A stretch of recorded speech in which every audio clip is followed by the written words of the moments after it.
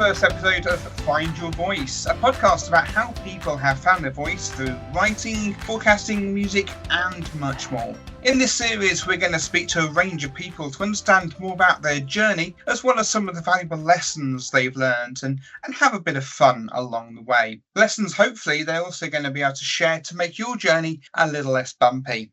I'm Andy Hesse. I'm a coach and consultant with a passion for communication skills and self-development. I'm also a speaker and an occasional radio presenter, but to my family, I'm just the guy who fixes all the technology. On this inaugural podcast, I'm delighted to be talking to a good friend of mine, Thibau Grumett. Thibau, or as his friends call him, T, found his voice through a few key avenues in his early 20s, but that wasn't always the case. When he was younger, T didn't quite fit in.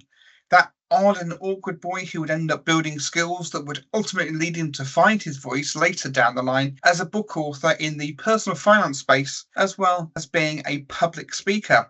His book is entitled The Money Bible, and he's also a man who would not be seen dead in public in anything other than his trademark yellow. T, welcome to Find Your Voice.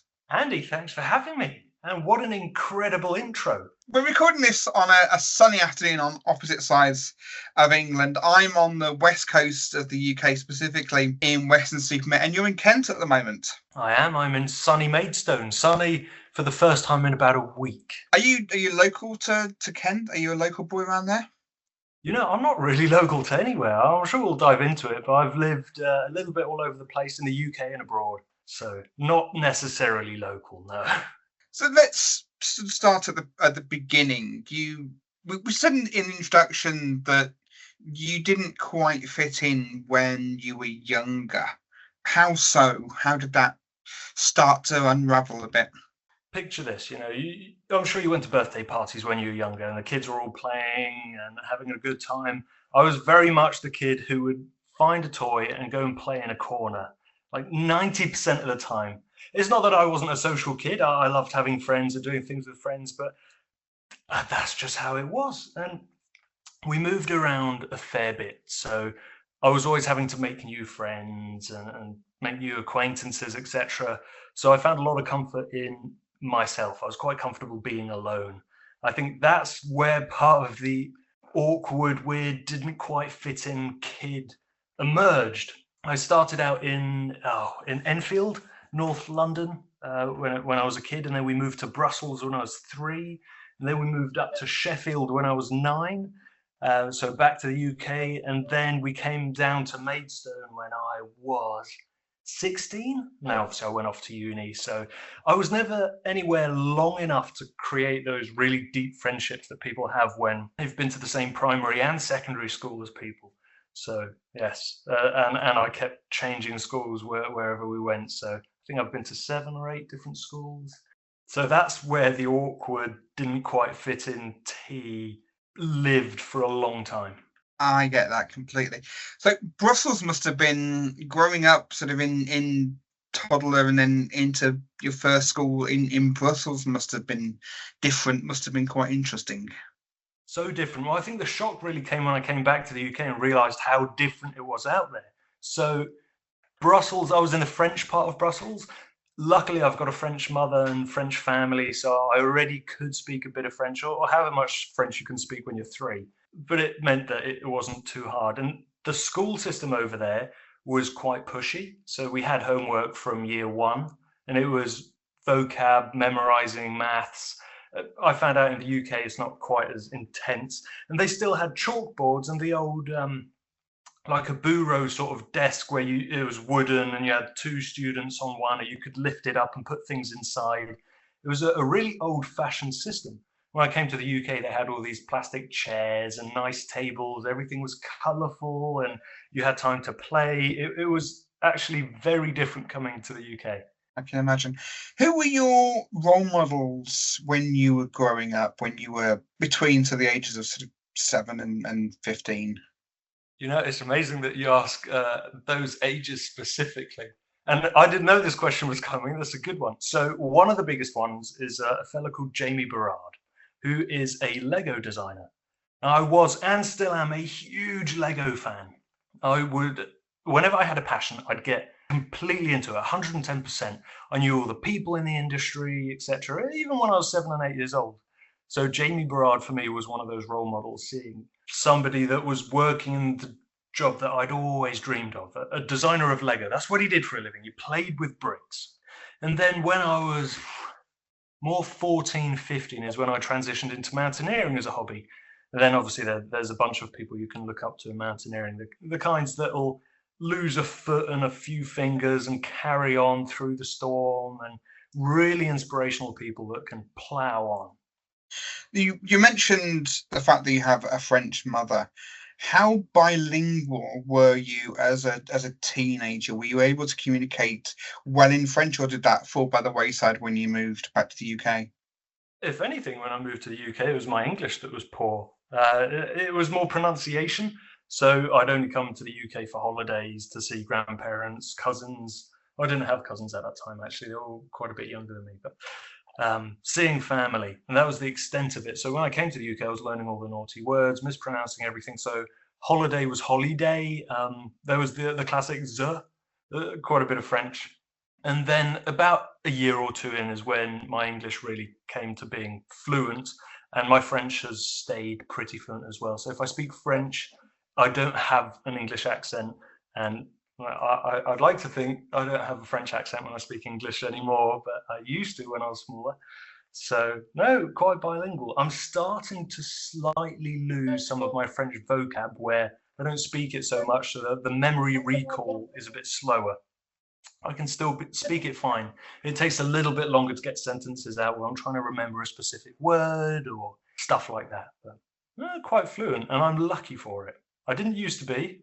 I was not bullied, but picked on a little bit as a kid for speaking another language. But it's turned out to be quite a cool thing to know. Excellent. Yeah. We've talked about you growing up and starting to get the interest in Lego and mountaineering. When and how did you discover your love and want to write?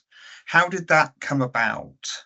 Amazingly, so when I was in secondary school, and it makes sense when I came to the UK that I'd be in bottom set, but I was in bottom set for English. And slowly I progressed into top set. I always liked writing enough. It wasn't necessarily a passion, but when I decided I wanted to write a book, it was more I think this needs to be done. And the people around me were writing books. So I thought, this could be the normal thing. This is the normal thing. I'm going to do it. That's how I came about the writing a book. Was it a slow realization, or was it almost this kind of blinding flash of inspiration? Definitely the latter. Yeah, it was quite sudden. So I wasn't much of a reader when I was younger. You can talk to my mum. She always said it was an absolute battle to get me to spend any sort of time with a book, even a bloody picture book. But it was in A-levels that I started reading. Now, there was a pivotal moment where I was always wanting to go into medicine. From the ages of about 15, after the whole Lego fad, I still do love Lego. I realized, no, I want to try and help people and become a surgeon. My grades weren't good enough to carry on when I was in my A-levels, and teachers sat me down and said, look, you can either try and carry on, but you're not going to get to where you want to be, or you can resit year 12 and change life path, which is a big, big, big decision to put on a 16-year-old. I ended up going with a change of direction after my dad. So this was just before the summer holidays. He handed me 2 books. He said, look, I know you don't like reading, but give them a try. It was 2 Simon Sinek books. It was Leaders Eat Last and Start With Why. So business as a whole was a very alien concept to me. And they're what turned me into thinking, okay, I could go into business, entrepreneurship, that sort of world. And it was reading those 2 books that got me into reading more books. So then I started, I was an avid reader for a long time. I still read when I can, but it's not as frequent. And then I went to uni. I got a mentor and boss who had written 1 book and was writing another one. And through him, I've met loads of people who have written books, small, big, on all sorts of topics. And hearing them speak about, oh, well, I wrote it for my business to bring in leads. Or I wrote it so that it's almost a bona fide business card. I can hand this over to someone instead of a business card. That's so cool.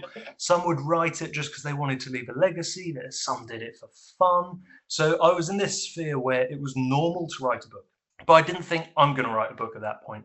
It was almost a subconscious shift of writing a book is for experts, no one can do it. It's a really special thing to, well, actually, I could probably write a book. And it was one day I was put back onto part-time at work, so I was full-time for a bit. And I started thinking, well, maybe I'd like to write a book in personal finance. I was put back down to part-time and I didn't want to waste my time. I've got all this free time. What am I going to do? And so I thought, write a book. Now, there's a few other things that fed into it, such as I was trying to push certain things in the personal finance education industry, and no one was taking me seriously because I was 22, 20, 21. And for me, writing a book was not only trying to help people, impart some knowledge, what have you, but to prove to people that I was serious. And it was amazing the shift it made. So yeah, loads of things came together, and it was much more one day I kind of sat down and thought, yeah, I'm going to write a book. And I opened a Word document and off I went. You mentioned Simon Sinek, of course, massive author in terms of business and personal development. Is he somebody that you look up to generally, or is it just those specific books that have influenced you? I'd say it was mostly the books. I because it was the only books I'd really read at that point. I really did idolize him for a while. I've read some of his other books as well. His writing style is great. I love how he brings the anecdotes in, how he can make a point really, really well and make it stick. Do I idolize him or look up to him? I don't know. I don't see much of his content anymore, so I haven't got much of a basis to say yes or no to that one. I used to. Your book is called The Money Bible. Why personal finance it is almost personal finance 101, isn't it? That's pretty much exactly what it is. It's tailored to the UK, but a lot of the content is generally international. Statistics and stuff is more specific to the UK and UK law. But it's, personal finance 101. The schools don't teach personal finance, which is ludicrous. They've got a tiny, tiny bit in the PSHE curriculum. Let's be honest, no one pays attention. I remember the only lesson I had about money at school was about mortgages when I was 17. And believe it or not, mortgages does not really resonate with a 17-year-old, especially in a world where, let's face it, most people are not going to be buying a house before they're 40. It's crazy. But anyways, I wanted a book that would help people be able to get all of the information that they should have been taught in a school in a way that hopefully lands. So there's exercises, anecdotes, acronyms, imagery, things just to try and help you remember certain concepts that don't always make loads of sense. And it's a big book. I always knew it was going to be big. It had to be thorough. There's some great books out there on personal finance, but they were missing some key information that can really help people action what they're reading. Money Bible, which is a Bible of personal finance. And even still, it could have been longer. My editor was quite good in reining me in. It's currently 500 pages. It would have easily topped 700 had I not had someone to keep me in check. What was your process? How did you tackle it? Because even like a 500-page book as opposed to 700-page book, that's a lot of effort. That's a lot of discipline that you need. How did you maintain that discipline rather than just kind of going, I'm just going to go and have a wander around the park? I'm going to relate this back to my childhood. So discipline was something I always lacked, and I was known in my family as the guy that would start things and never finish them. The amount of half-finished projects that were, in the house or in the garage especially. There was this one coffee table that I tried to make for ages and just gave up on. So having discipline was really, really important. I found out, so I ran a TEDx when I was at uni. And the thing that made me see it through was having people to answer to. So then I had to answer to the dean, a team of people, speakers.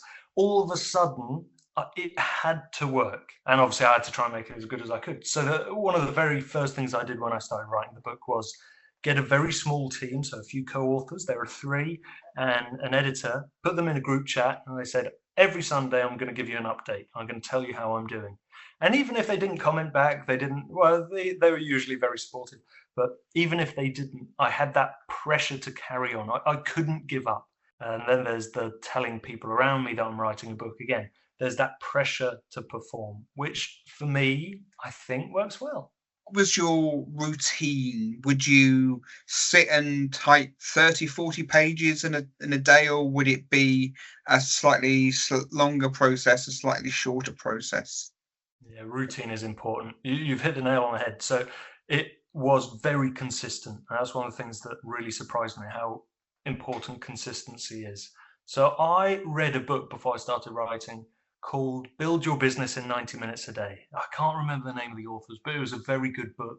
It made the point beautifully of all you need is 90 minutes a day of focused time, and you can achieve something big. So that's where I started. It was I'm going to do 5 sessions a week of 90 minutes. I'm just going to write. Phone's gone, distractions gone. At the time, there were 4 of us living in my flat. So it was me, my girlfriend, and another couple. I told them, I said, don't disturb me unless it's an absolute emergency. And they were very, very good.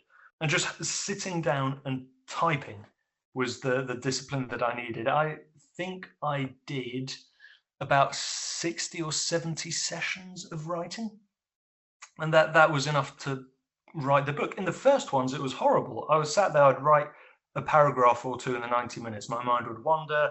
I was getting writer's block. It was terrible. But the more I stayed consistent, the more it became a normal habit for me to sit and type, and my brain knew it.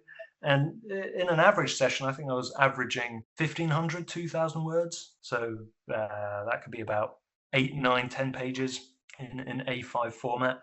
So yeah, 90-minute sessions 5 times a week that I stuck to, a minimum of 90 minutes. There were days where I'd go over because I was feeling inspired, and I would track the words I was writing.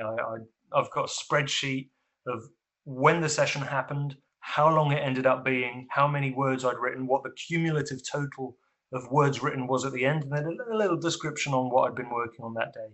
And that was the key to all of it. So I've been helping a few people write their books at the moment. I think about 5.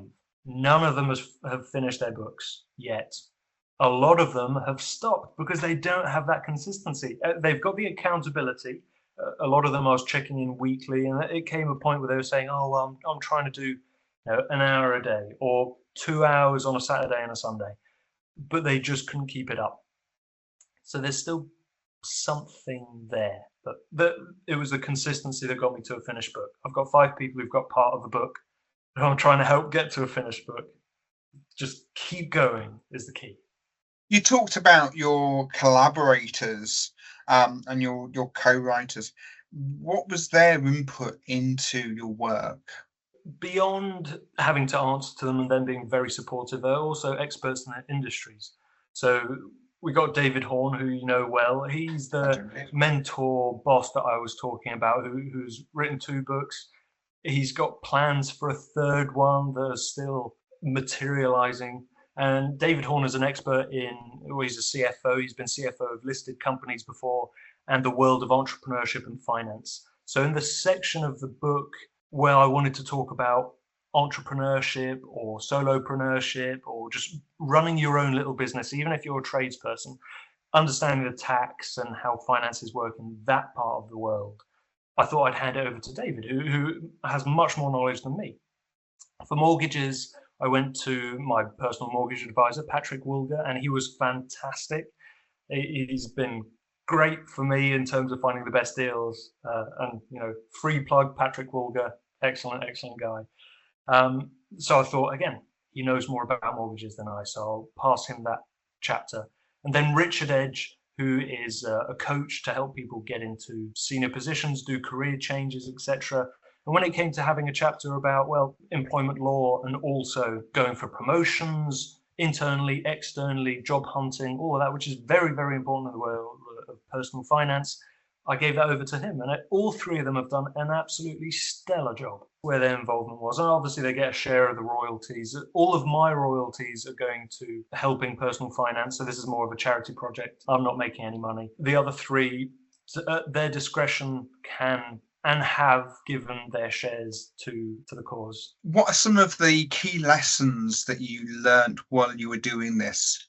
I think the biggest key lesson is you'd be amazed what you could do in evenings or weekends and what it can lead to.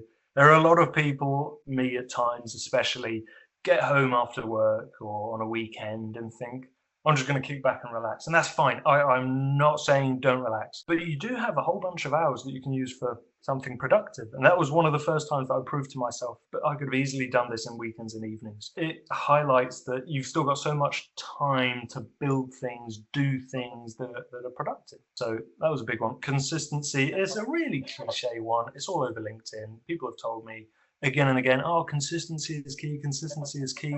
But I had to prove it to myself to be able to appreciate it. There's this amazing picture that I put together where it's a graph of words written per day, which goes up and down. Some days it was 300, some days it was 5,000 if I had a great session. And then next to that is a graph of the cumulative. And the cumulative one is a almost perfectly smooth line going from bottom left of the graph to top right. In the end, I think I hit 120,000 words. So you just see it gradually go up. It's beautiful. So that was a really big lesson. And another lesson is it's actually really quite easy to self-publish. It doesn't cost a lot of money. And with resources that are freely available on the internet, you can create something in Word that is a book and comes out looking like a book. And there are companies out there that'll do the printing, the ISBN numbers, and you can do it yourself. It made more sense to outsource that. And I think including the first 130 books that I got delivered to my doorstep that I then sold, it cost me under $2,000 for everything. Now I sold those books on most of those books. I still got a few of them to recoup that money. So yeah, it's surprisingly not that hard. And there's a whole bunch of other lessons that I learned in there. I learned a lot more about personal finance. I was very big-headed at the start, thinking, oh, I know quite a lot. And I learned a huge amount. I very much humbled myself in that process. You referenced earlier that you were part of TEDx at a university, and something that I know is big in your life as well as writing, again, as part of finding your voice, is your role and your enjoyment as a public speaker and your development as a public speaker. Why did you start with TEDx? That's what most people aspire to end up as, rather than starting. I don't know if you'll be able to guess it. It was a book, of all things. So I was out in Hong Kong for summer school while I was in sixth form. And I wanted to buy some books. I just finished a pile of books that I brought out with me. And there was this book about how to give a speech, a TEDx speech. I read it. I thought it was really good. And unlike most people who pick up the book because they want to give a speech, I came away thinking, I could run one of these events. I'd love to run one of these events. So I went into year 13 and went to the headmistress and said, look, I'd like to run a TEDx here. And she said, well, yeah, why not? It could be good. Now, it's a lot to bite off considering I have my A-levels. So in the end, I'd promised myself I'll try it again at uni. Following year, I go to uni. I kind of forget about it. It's fresh. Obviously, I'm going to forget about 90% of the things I thought I was going to do at uni. And speaking to someone who's in charge of the clubs and stuff, he said, oh, I was trying to launch a TEDx, but I haven't quite got the bandwidth. And I thought, I told myself I'd do one at uni. And he said, well, why don't you take over? So I did. He already had a little team, so I kind of brought his team and got a few of my mates involved. And that's where it really launched. The thinking was, why not? Could be good. It brought a huge amount of benefits from it. So I wasn't a public speaker at the time. I didn't have very much confidence in myself as a public speaker. I could speak in front of a crowd fine, but I didn't fancy myself as someone who was worthy of being put on a stage. But it was while working with the speakers that we did end up putting on that stage and then having to give the introduction at the beginning of the day, I thought, I quite like this. This isn't bad. Then there were two more TEDx's. So I created the inaugural one. We then handed that over to a new organizing team and kind of oversaw it to help them in a more mentorship capacity. And then it ran again. Over those other two times, I was again put on stage, not as an official TEDx speaker, but as introducing the event, thanking people for coming, running the odd little session for a bit of fun. And I really enjoyed it. At the same time, again, boss and mentor David Horn was doing a huge amount of public speaking. I had mentioned this Toastmasters thing, actually, that I thought sounded cool. I tried looking in my local area, tried contacting a few clubs that didn't get back to me. It was an event David Horn was running. Lo and behold, I joined the Wembley Club. That's how I met you and a bunch of other incredible people. So the TEDx ended up forming a bit of a base for a love of public speaking. Now, I've still got a long way to progress, but I quite enjoy it. I like being part of a club, and speaking in front of people, trying to share a message, watching others share a message. Being inspired is a big one as well. I tend to get very inspired by the people I watch. We've talked about the past, so what does the future look like for T? That's a really interesting one. So over the past few months, I've become much more reclused in my voice. I think I've become much more comfortable behind a computer screen. I'm still part of my Toastmasters club, but so the next 18, 24 months is going to be an interesting one. I think my voice is probably going to change. I'm still going to be pushing the same messages. I've done a lot of things that are unpaid. I now am looking for things that are paid. I'm doing my own projects right now, but I'm working on my own businesses. I think my voice is going to transition into that a little bit. So giving a TEDx speech is something that I hold very close to my heart. I know what it means to give one. I know what it should mean, what it should be. I see too many speakers who do it for the kudos and not because they have a message that they really want to share. And it's all about sharing a message that is groundbreaking, can change people's views, is really important and new. You've got a lot of people who are going up on stage and not particularly giving something new or groundbreaking. They're just telling a story. If I'm going to give a TEDx, I want to make sure that I give one in my life, and it is one that changes how people behave afterwards. I'm helping a friend of mine from my new Toastmasters club down here who is preparing a speech for a TEDx, and he's doing it in the right way. He has an incredible message that when he shared it with me is going to change how I live my life. So I want something like that I can stand on a stage, give a 10, 15-minute speech, and whoever watches it is going to change their habits. That's what I'm gunning for with TEDx. Almost certainly not in the next 24 months. Maybe when I'm in my 40s, we'll see. As for writing another book, again, maybe. I enjoyed the process, but I'd want to make sure that it was something that people want to read as opposed to writing a book because I can say I've written 2 books. Now that I understand the process, I know how I do it. I know how to do it faster, cheaper. Again, a book, maybe one day. I haven't quite got that really important thing to give to people yet. My voice is going to be primarily what is my business, pushing the business, trying to make a bit of money so that I can continue living a financially worry-free life. That'd be nice. Fantastic. In terms of any final bits of advice you would give to people who wish to aspire to TEDx or to be an author? It's surprisingly easy. Having a bit of structure, having people that you're accountable to, having a regular interval set out time to do it in. Don't overlook getting an editor. Editors are really, really important. Stay humble is a big one. So you're not the best writer in the world. I definitely wasn't. When people give you criticism, take it on gracefully. It always comes from a place of kindness. And it's difficult when you've spent 300 hours working on a project and someone says, no, this is crap, I don't like it. It really hits. But they've got a nugget of gold there. So, T, thank you very much indeed. Really appreciate your time. Your book is The Money Bible. It's available online at themoneybible.co.uk.